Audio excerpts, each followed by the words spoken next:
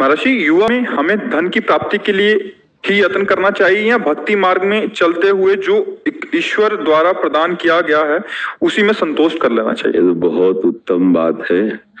अगर ये बात आ जाए कि पूर्व प्रारब्ध के अनुसार जैसे हम नहीं चाहते पर हमें दुख भोगना पड़ता है, अगर हम सुख की विचार न करें तो भोगना पड़ेगा ना, मिल जाएगा ना।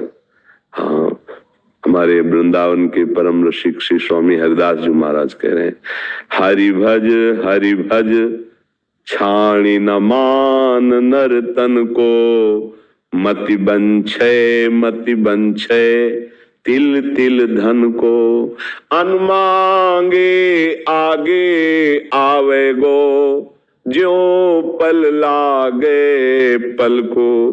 स्वामी जी महाराज कह रहे हैं कि मति बंछे रे तिल तिल धन को। क्यों सोच रहा है? कोई सोचता है मुझे दुख मिले, बलात् भोगना पड़ता है क्योंकि प्रारब्ध है अशुभ कर्मों का। तो शुभ कर्मों का जब फल आएगा तो सुख सुविधा उन्नति इसका सब विधान बन जाएगा। आप तो ये बहुत बढ़िया होगा अगर ऐसा मान ले, जैसे दूसरी बात कही, जथा लाभ संतोष सदा काहू सो कछु न चाहूंगा, प्रभु से भी कुछ नहीं चाहूंगा। आप जैसे विधान से रखोगे मैं वैसे रखूंगा अपने जीवन को, अपने मन को, अपनी इंद्रियों को। बस आपका स्मरण न छूटे, आपका भजन न छूटे। तो आप समझो नाम जब चल रहा है, भगवत स्मरण चल रहा है, तो ये सांसारिक लौकिक भोगों की तो बात जाने दो, अनंत महिमाशाली भगवान को अधीन कर सकता है जो, फिर रिद्धियां सिद्धियां लोक लोकांतर के सुखों की तो बात जाने दो। सुमिर पवन सुत पावन नामू, अपने बस कर राखे रामू, वही नाम है, वही नाम है, कोई दूसरा नाम नहीं। जो बड़े बड़े सिद्ध महापुरुष नाम के आनंद में डूबे वही नाम है। बस हम नाम को पकड़ ले, पक्का विश्वास कर लीजिए। अगर जिह्वा से नाम चल रहा है और हृदय में एक बात है कि भरोसा मुझे भगवान का है, तो निश्चिंत हो जाओ, लोक परलोक के हर सुख तुम्हारे चरणों में आएंगे, पक्का समझ लीजिए। जैसे संत महात्माओं को लोग कहते हैं ना, कितना वैभव कितना ऐसा कैसे, तो ये छल कपट से नहीं होता है। जब उन्होंने चित्त को भगवान में जोड़ दिया तो दुनिया का वैभव उनके चरणों में लुटने लगा। अगर दुनिया का मालिक अधीन हो जाता है तो मायाकृत वस्तुओं की क्या बात है। अगर विवेक काम कर जाए तो दूसरी बात बहुत जोर की है, जैसे प्रभु रखे वैसे रह जाओ और नाम जप कर लो तो होगा क्या, बहुत अच्छे से प्रभु रखते हैं। अब उनके भरोसे हो जाए ना तो सब बात, नहीं तो शरीर में कहीं पीड़ा हो तो सब ज्ञान विज्ञान भूल जाएगा। भी अभी सूचना आ जाए कि आपकी किडनी फेल हो रही है तो प्रश्न भूल जाएगा, उत्तर भूल जाएगा, नहीं भूल जाएगा। हाँ, तो ये भगवत आश्रय, ये हम कह रहे हैं कि जो दूसरी बात कही उस पे अगर स्थित हो जाओ तो बहुत जोर की बात। जहां इस शरीर के उदर पोषण के लिए जाते थे, मिला तो पाया, नहीं तो यहां भूखे भी रहे। वहां कई 100 साधक का रोज सुबह और शाम भोग बनता है, श्री जी भोग पाते, साधक साधक पाते हैं कई 100 की संख्या में।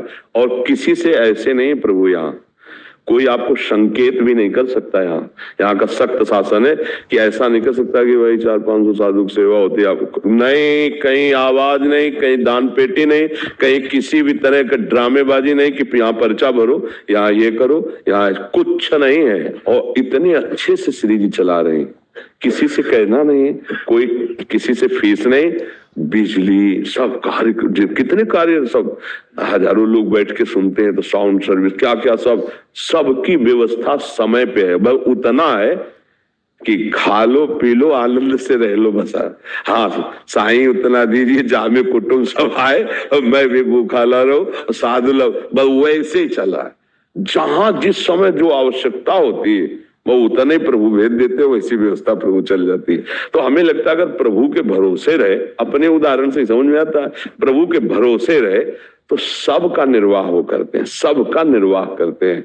बिल्कुल वो ऐसे अनंत माताओं जैसा प्यार, बस हम समर्पित हो जाएं।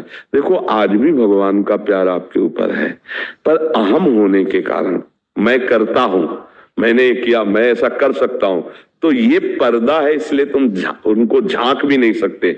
और अगर ये अहम समर्पित हो जाए तो आप ऐसे देखोगे कि हर समय प्रभु हैं, वही करवा रहे, हर व्यवस्था, हर सोच, हर क्रिया बहुत आनंदमय हो जाएगी। वो जैसे अर्जुन की घोड़ों की बागडोर पकड़ ली ना, ऐसे मन और इंद्रियों की बागडोर पकड़ लेंगे प्रभु, शरणागत हो जाए, हृदय से हो जाए। और देखो एक दिन यहां से चलना है, यहाँ का जितना वैभव है ये शरीर भी यही छूट जाना है। अगर भजन ना हुआ, भगवान का चिंतन ना हुआ तो साथ जाएगा क्या? इसलिए बड़े भाग्यशाली है, जैसी परिस्थिति उसको सह लो और राधा राधा राधा राधा राधा भगवान नाम जप करते हुए जीवन व्यतीत करो तो भगवान की प्राप्ति हो जाएगी। ये पक्का समझ लो। और अगर चाह करोगे धन की तो मिल जाएगा। महालक्ष्मीपति हमारे प्रभु हैं, आप उनका नाम जप करो, धन भी मिल जाएगा।